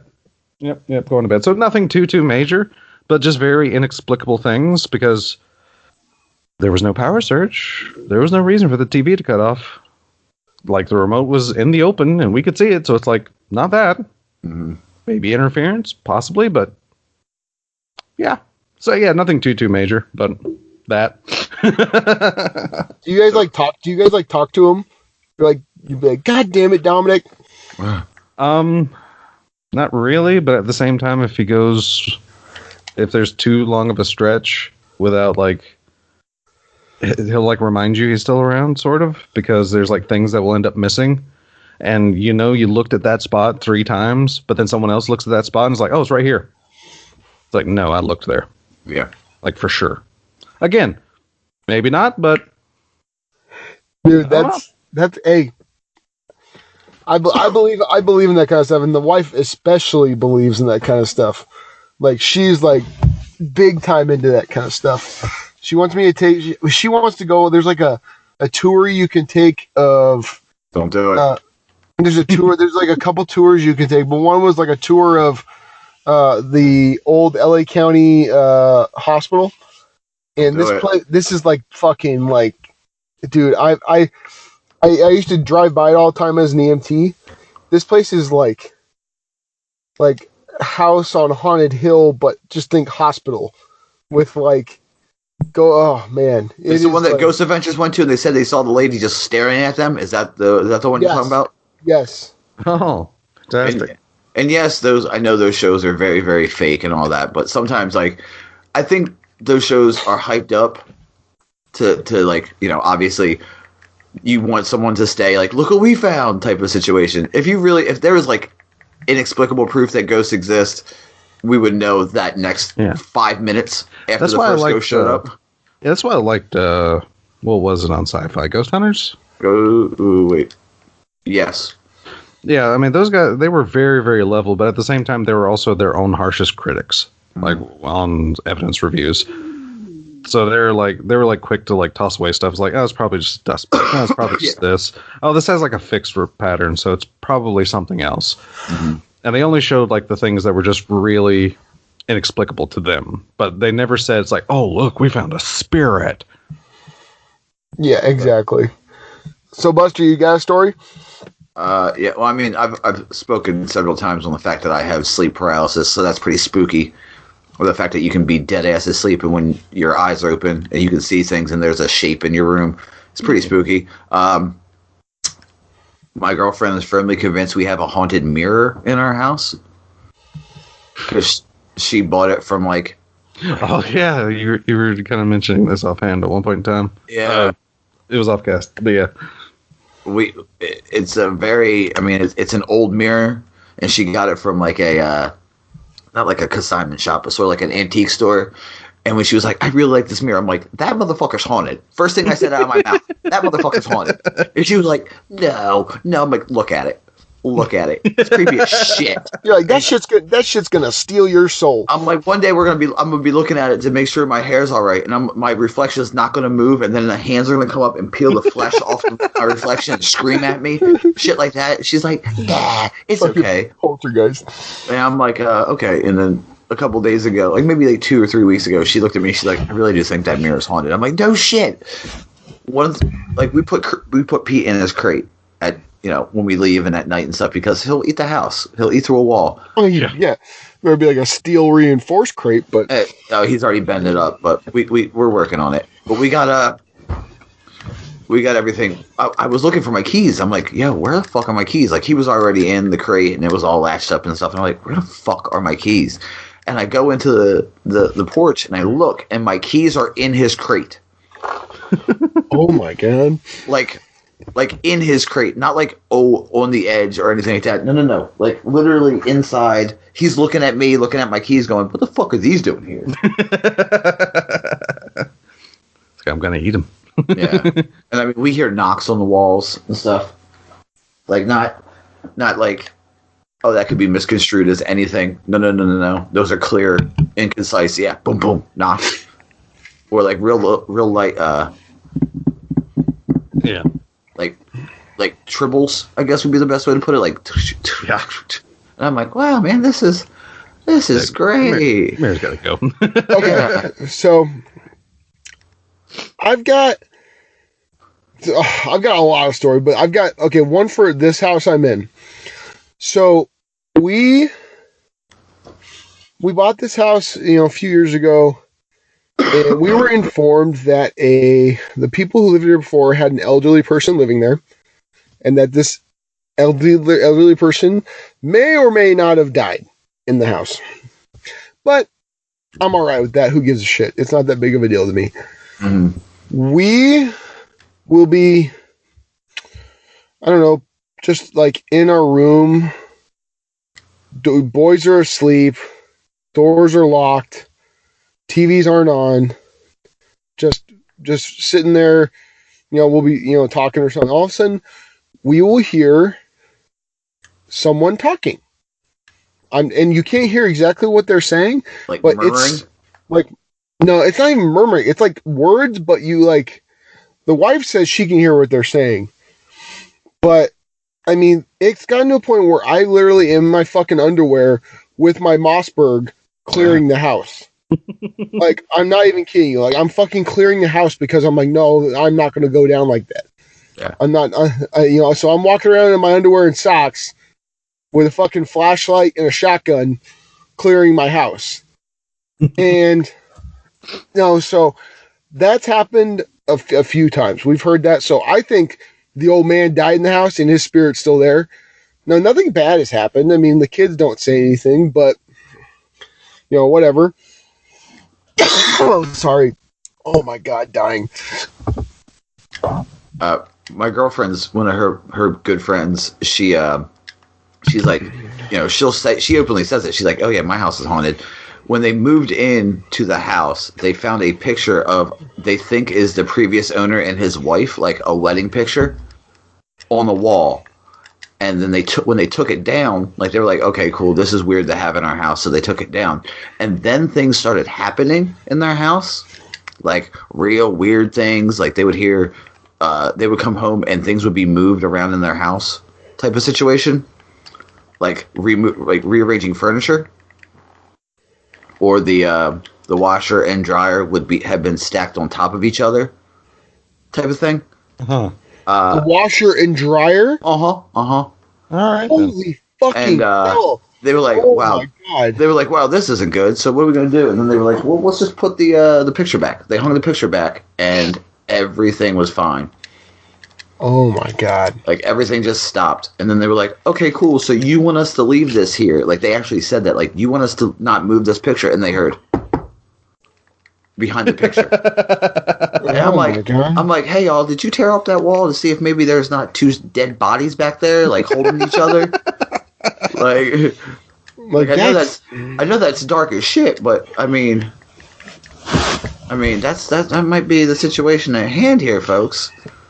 All right, so this was the craziest one that I've ever seen, and this happened when I was excuse me 7 years old. 7 years old, yeah. So me, my mom's best friend at the time, my best friend at the time, my brother at the time. No, my brother. it was long stories. But what's it called? So we went down to Mexico. And we're in, God, I don't even know where we were. We were on the beach. I was about to say, no story that ends well ever starts with "we were in Mexico." I've been to Mexico. I know what happens there. So we went to Mexico, and dude, it was really cool. Like we rented a, like a, not an RV, but like a pull behind. Okay. And so we were all sleeping in that thing. And so we get down there, and then every night we'd have a campfire outside. So we were pretty much camping, but not, I don't consider camping when you go inside of one of those things. Yeah. So we're camping, and it's, probably 8, 9 o'clock at night. And we're getting ready to go to bed. And then all of a sudden, there's 5 of us sitting around the campfire. I think, yeah, 5 of us. We're all sitting there, and this old lady walks up to us. This old Mexican lady, and she doesn't say anything to us. I'm out. She just walks up to us, and then she motions for us to follow her. Nope. I'm out. My feet are hot. My feet are hot right now. My feet's like, run. My feet are telling me to run. So me, my mom, and my mom's best friend follow her. And I don't know why I did it. I'm 7 years old, so I was naive. I just followed my mom. Want to protect my mom. And so we're walking, and she's just walking down the beach, and she's probably about 20, 30 feet in front of us. And we're like, and my mom is going like, my mom's all into this kind of stuff. She's like, I don't know. She's like, James, let's just go. So we walk, we're following, and she like makes a left, like off the beach and across this little dirt road. And there's an old house, like an old rundown fucking house with like I remember this, it had a white fence, fence missing, like shit. Like this thing was like straight out of like a horror movie. And she walks through the front gate. Pete, are you fucking serious? I know. He's scared too. What's it called? So walks through the front gate. We walked through the front gate. Well, no, we didn't walk through, but she walks through the front gate and then disappears. Fuck that. And I swear I put this on my children's lives. I put this on my marriage. I put this on everything that this happened. She disappeared. And I if I ask my mom to this day, she will tell you that story every single time. And dude, that is, when it happened, I didn't like comprehend it. As like at 7 years old, you don't like comprehend that. But my mom freaked the hell out and literally grabbed me by the arm and like pretty much dragged me back to the fucking, and oh man. Think about that. Buster doesn't go camping. Like, spooky shit happens in the woods all the time. This was on the beach. It doesn't matter. It's still camping. You know what? I should have thought she was walking barefoot. She was walking barefoot on the beach and then like walking across this road barefoot and wearing like old style clothes, like long, it was like a blue and white dress kind of look. Like I should have. Did she speak to you, but only in your head? No, she didn't speak. She just motioned for us to follow her. Hey, Double G, let me ask you a question. Do you want to die a horrible death being sacrificed to some demon somewhere? Because that's probably what could have happened to you. You know what I was thinking about? It was like, it kind of reminded me, for all my Harry Potter fans out there, It kind of reminded me of when. Okay, did you guys ever read those books? I live with the biggest Harry Potter fan in the history of mankind. Okay, you know when Nagini goes into she goes into the body of the old woman. Yeah. And she's not talking, but she's just kind of like motioning them along. That's what that reminds me of now. Now I just freak myself out. Yeah. Because you got killed by a Horcrux. Double G. Way to go. Oh my god. But yeah, I mean like I said, God's honest truth. God's honest truth on that. That is I put that on my life that happened. So there you go, Nefu. You got some crazy ass shit stories. There you go. Thank you. One time my girl thought I transformed into a sandwich. We were really high though, so that might not be it. I was just gonna say, bro. Sometimes things turn into sandwiches for me too. We were fucking baked. I was playing. I think it was back in Black Ops 2 days. Yeah, when we first moved in together. We were playing. I was playing Black Ops, and she was like, "I made you a sandwich." It was either a sandwich or a cheeseburger, something weird, right? And I'm like, "Okay, cool." And she was just sitting on the bed talking to me, not looking at me. And I just got up because I had to go to the bathroom or something. So I sat the sandwich down in the seat, on the chair.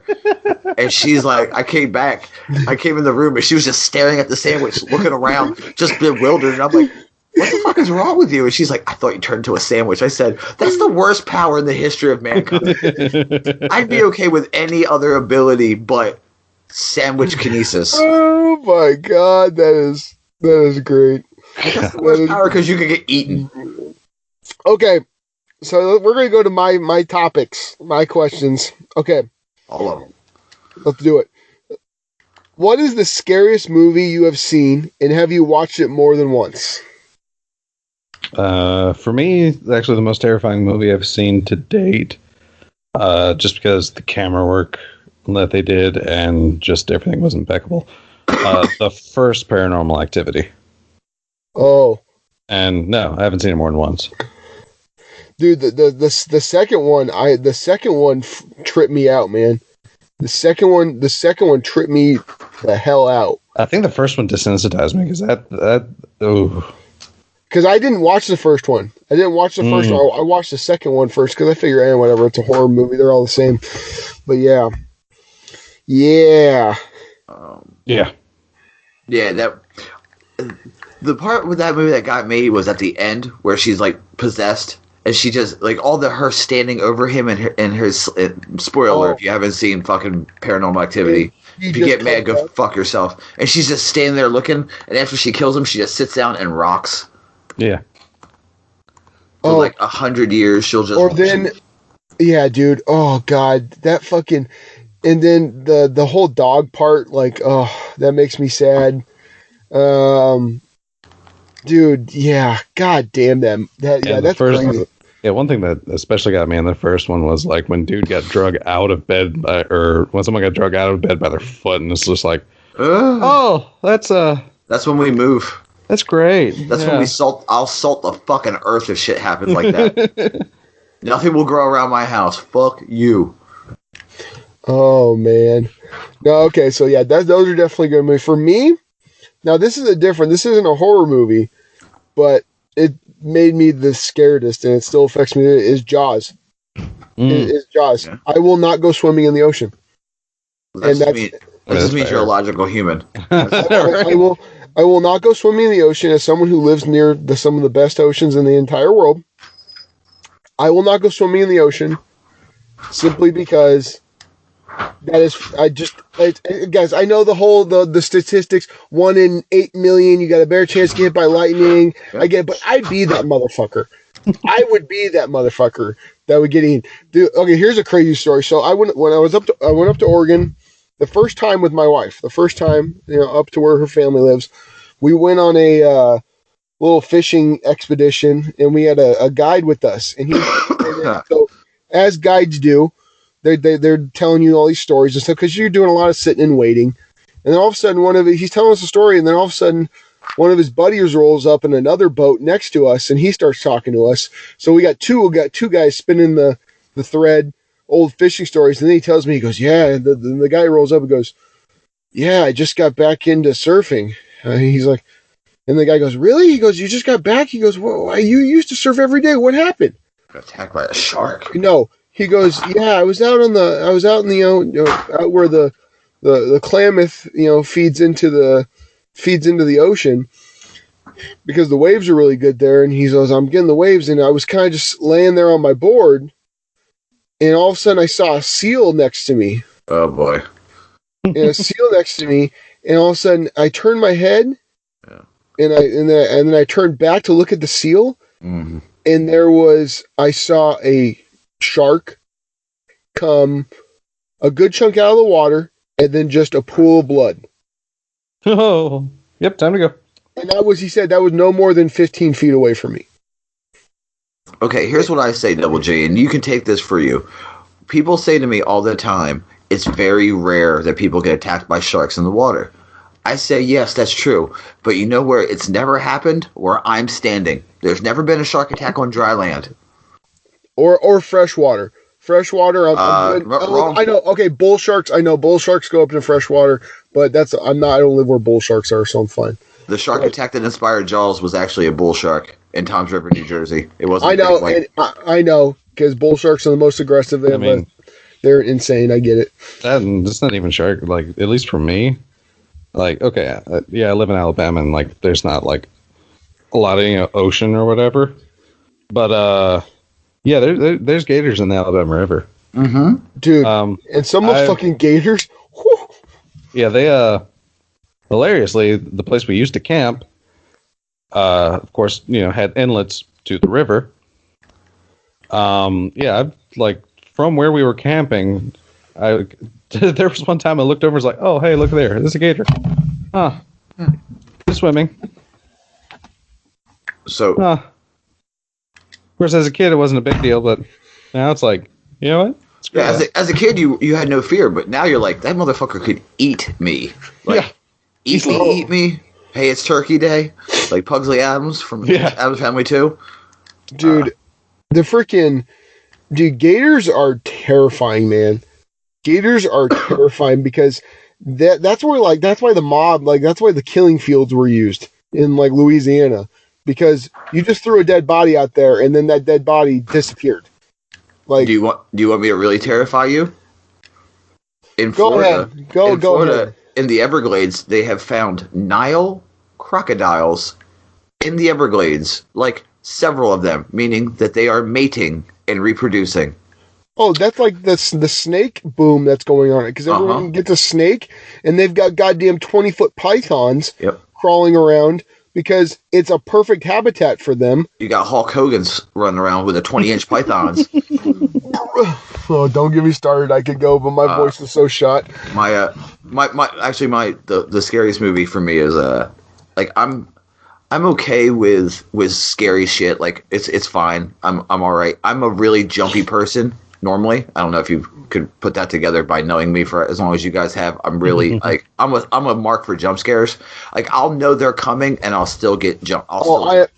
Aaron laughs at me all the time because I'm just like that. I know, like the movie The Descent. Oh my god! Like all the dark, like when they just pop out and shit like that. Yeah, that shit it just gets me. And I know it's coming, but it just gets me. Like I said it when we watched The Nun. I knew the jump scare was coming because it was the one from the preview, the trailer, and I still fucking jumped. But for me, the scariest movie was Hereditary.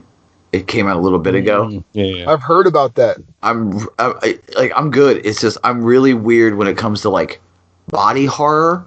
Yeah. And it's like, like Hostel freaked me out for the longest time.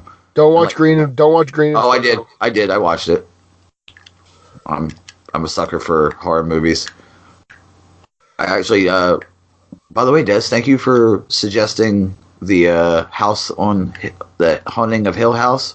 Oh yeah, dude. The wife loves that.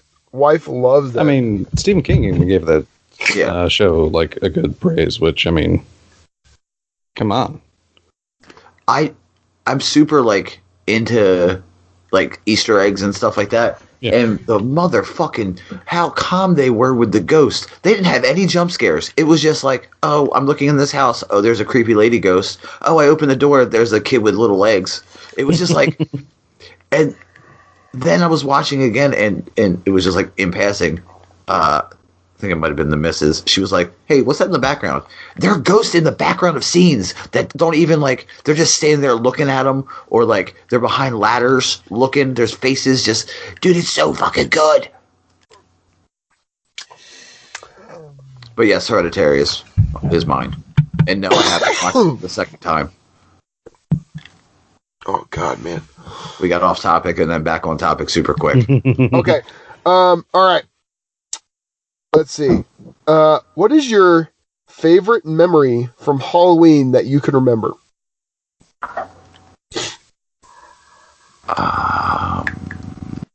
Ooh. Are you talking like as a kid or Anywhere. It doesn't matter. You tell me. Let's see. Well, for me, it's kind of easy because it was like it was just like such an epic win. But I was 7 or 8 probably, and of course, from not a great financial spot coming up, but I usually of course had piecemeal costumes together. But I had this one setup. I mean, it just turned out to be perfect because it was this weird half mask with this long white hair, and it was this weird wrinkly old whatever from at least nose up.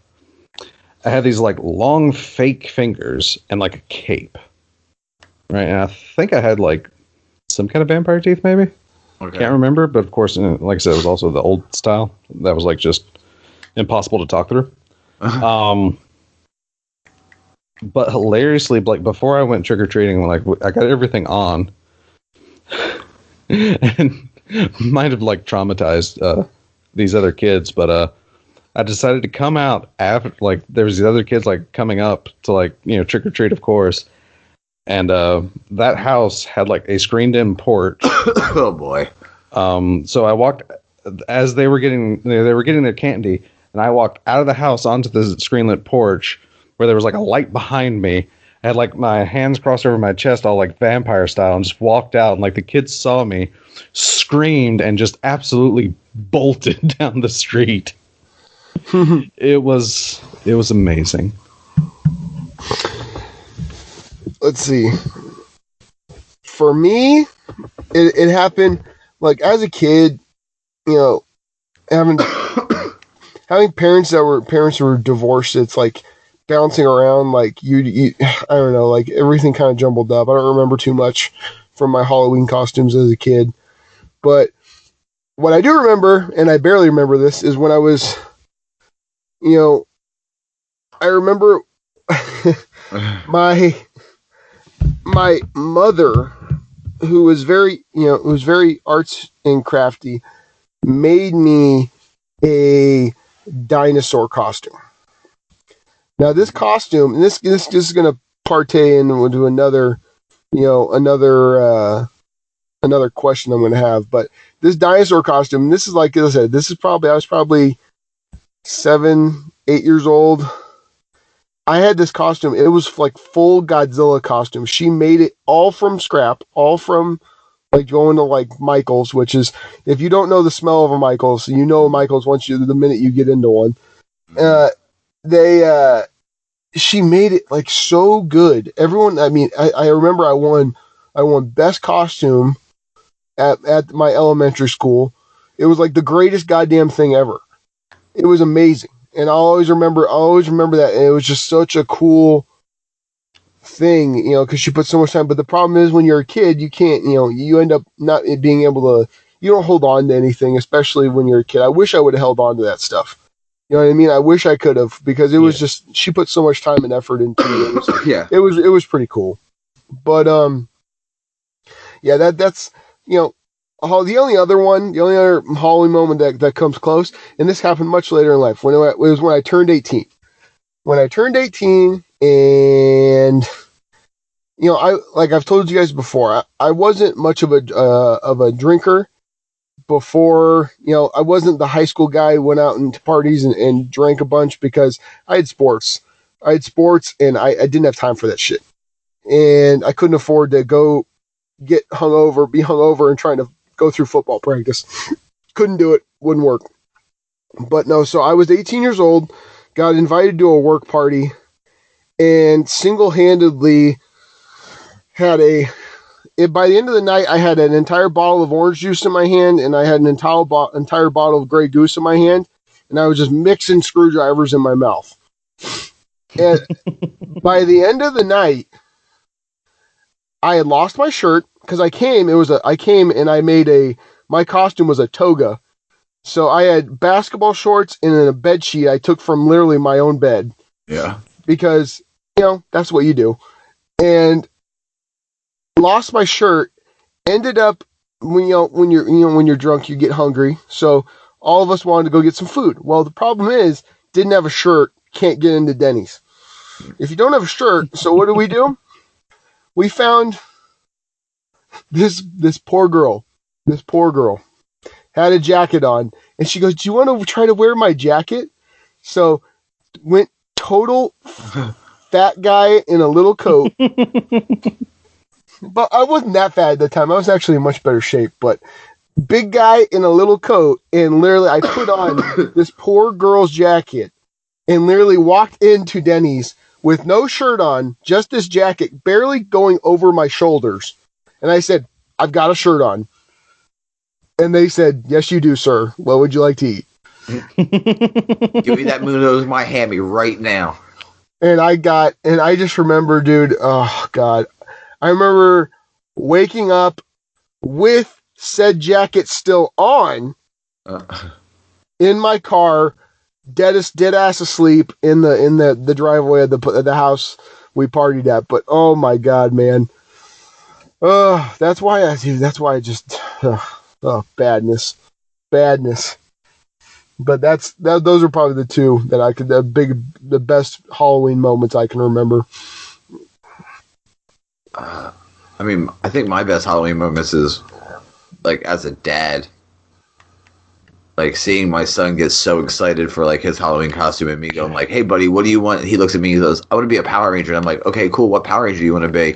And this was back in the day, like, I think it might have been like Ninja Fury Power Rangers. So, the Green Ranger and the White Ranger. That's about right. He's 13 now. So yeah, I think that's about right season wise. And I'm sitting here and I'm like, "Which one okay, cool. Which one do you want to be?" He looked at me. He's like, "I'm going to be the Green Ranger, Dad." And I'm like, What Green Ranger? He was like, "That one." And I'm like, "What are you talking about?" He's like, "The one with the whistle." And I'm like, "Well, number one, it's a flute.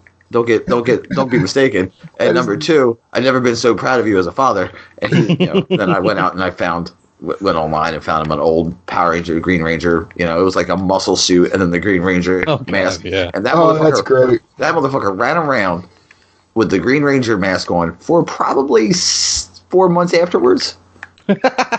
going, Dragon Zord. And I'm like, "I'm so proud of you." But yeah, that might be it. See, the kids, my 7-year-old's old enough to have fun with him with like his stuff. But the problem is that his mother makes it extremely difficult for me to see him, especially on holidays and stuff like that. So I'm not going to get into the full details of that, but so I never get to have too much fun with him. I've gotten one Halloween with him, but that was like 3 years ago. So my kids are finally getting old enough to where we can start having some really fun stuff. And now, especially because Scarlett's here, we're going to be able to do like the whole, like, I want to do an ensemble thing. Like, it's going to be fun, man. Oh, next year's going to be really fun. Like this year, I asked the boys, we went into the Halloween store. I said, "What do you want to wear? What do you want? Just anything you want. I don't care. Just pick it out." So my one son, my 4-year-old picks Spider-Man. Solid choice. Pick Spider-Man. Can't go wrong with that. And then my 2-year-old, and I'm thinking he's gonna pick, some little kid cartoon, thing, like freaking like Peppa Pig or something crazy. PJ Mask. Yeah, exactly. That's what I was waiting on. And he walks over to Captain America. Grabs the Captain America costume, and then this is a 2-year-old, and then proceeds to grab the shield that comes with the costume, but is not with the costume itself. So he knew to grab the freaking Captain America costume and then grab the shield. Good Nice. man. No, he was. I was very proud in that moment. Very, very proud in that moment. So that was fun. Also, by the way, those fucking Halloween places are a goddamn Oh, ripoff. it's a ripoff. Oh my god, I've spent goddamn $80 on two costumes that they're gonna wear for one night. Oh my god. Actually, I can say another one I had. Sorry about that. Was a couple years ago we had a Halloween party and the missus and I dressed up like Bob and Linda Belcher from Bob Burgers. Oh, that is the wife's like favorite show. That is great. That is So I'll add Tina. that to my favorite. Oh yeah, Her favorite's Tina. I'm a Gene fan. Probably because I'm an idiot. Oh, Gene is hilarious though, man. Gene is hilarious. Linda cracks me up, man. Linda cracks me up in that show. I live with Linda Belcher. There's songs sung in my house all the time. Just like little ditties. She'll just be sitting there cooking. She's like, cooking eggs, having fun, da-da-da. And I'm like, stop Linda Belchering it. And she's like, it's me as a person. I'm like, I know. It's fine. So go ahead, Des. I'm sorry. Well, I had to get that out of my head before it exploded out. I think I went through mine. Yeah, he went through his. Yeah. Okay. Well, I know he was going to say something. I just blurted out. Oh, gotcha, I dressed up like Bob and Linda Belcher. Okay, we're gonna run quick through this one. What's your favorite Halloween candy? For some reason, as a kid, it was candy corn. Okay. I don't know why. I don't really like them that much now. As a kid, I loved them. You got one, Buster? The Reese peanut butter pumpkins. Okay, solid choice. Now I'm gonna go with a one little one that's off the rail. This is like the cheap candy, but you know like the ones that come in like the dark like brown, black, and then orange wrappers. There's like two separate ones, but they're like a nougat with like peanut butter in the middle. Yes, Peter. They are so good. And I like the problem is, dude, I've got a sweet tooth for days. So right now I've got to like literally walk through like the store, not looking around at this food because I'll gain 30 pounds. Like it is not like it's bad, man. It is bad. Oh, okay. So double jam with you on that one. Okay. Let's see. My last question was, what's your favorite Halloween costume growing up? But I mean, we kind of covered that. You guys heard mine. My only other one is I dressed up as, this is a sports reference, but I dressed up full costume, full gear as Manny Ramirez. Now, Manny Ramirez was on the Dodgers. This guy had dreadlocks. He had, he was larger than life when he came to the Dodgers. Let's just leave it at that. And I dressed up full and I literally had makeup on, everything. I looked nothing like him, but it was hilarious. And that that's the most time I've ever taken into getting ready for a costume. Yeah, at least other than the one I had as a kid, my only other like close second for favorite costume was a few years ago. Throwing a Halloween party. It was probably the last time I've ever dressed up as for Halloween. But I went pretty much full out. I bought like this vampire, like went to one of those Halloween places. Yeah.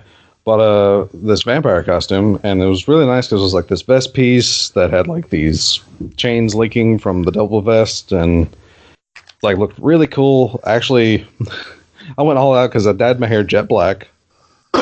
It was the only time. Yeah, it was the only time I've actually used product in my hair to slick my hair back. Got the false fangs that go over your teeth with the dental putty. Oh yeah, those ones. Yeah, and a friend of mine had what I referred to as my pimp cane because he had like this walking stick, and it just worked. It was pimpalicious. So yeah. That would probably like my.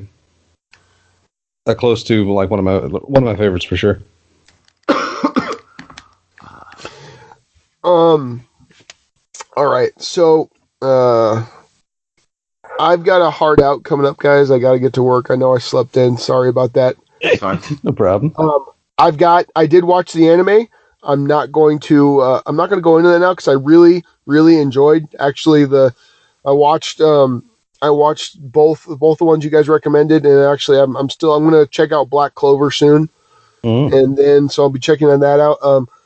All I got to stay with Berserk is holy fuck. I know, right? Holy. Well, I was not okay. I'm sitting at work, like it's a slow afternoon. I'm sitting at work, and I was not prepared for that. Oh no, Berserk. Yeah, I was not prepared for that. Yeah, he ate this morning too. He's hungry. Yeah. Okay. Okay. That beast is always hungry. Yeah, he's never not hungry. That's I say it to my kids too. He's right. He's like David. He's like Bruce Banner. I'm always angry. He's always hungry. Yeah, he's hangry as shit. I see. You know what's sad is you affected me this much. I see the ads on for the indestructible chew toys on Facebook, and I go, I know somebody who will fuck that thing up. Yeah. I know somebody who will destroy that and then laugh at you while it's all destroyed. Yeah. Is how he does it. He goes, the Muttley laugh. Oh, yeah. He goes, oh, you think that'll stop me? If I could ever record him doing it, I will record it and send you guys a video of it. No, Buster, for Christmas, I'm gonna buy him a toy, and I'm gonna send it to you. And I want you to take a video of how long it takes him to absolutely destroy it. I'm gonna guess within 10 minutes he'll have it open. Exactly. He's just because they're not designed for dogs that big. They're not designed for a chainsaw with legs. Because that's what he is. Man. He's a motherfucking chainsaw with legs.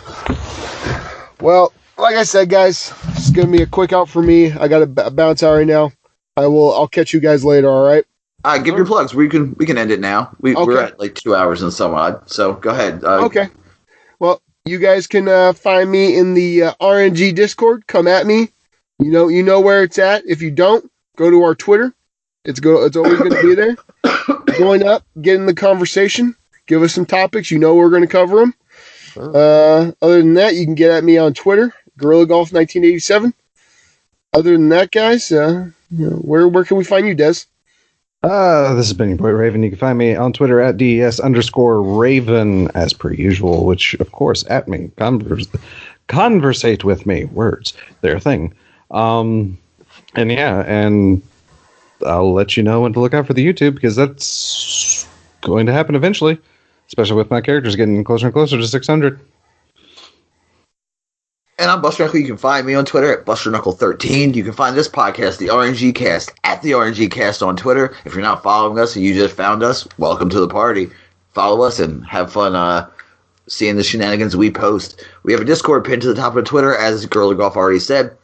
We have the RngCast at gmail.com. Send us your questions, comments, concerns, topics, anything you want. We love hearing from you. We have a Patreon, patreon.com/the RngCast. We say every week we're going to do a movie thing. Maybe we could do a movie thing tonight. That might be a thing we can do. That being said, this is episode 127 of the RngCast? Yes. 127 of the RngCast. I got my numbers right. We're out. Later, man. May the RNG gods be kind to you. Okay, Pete's eating my foot now.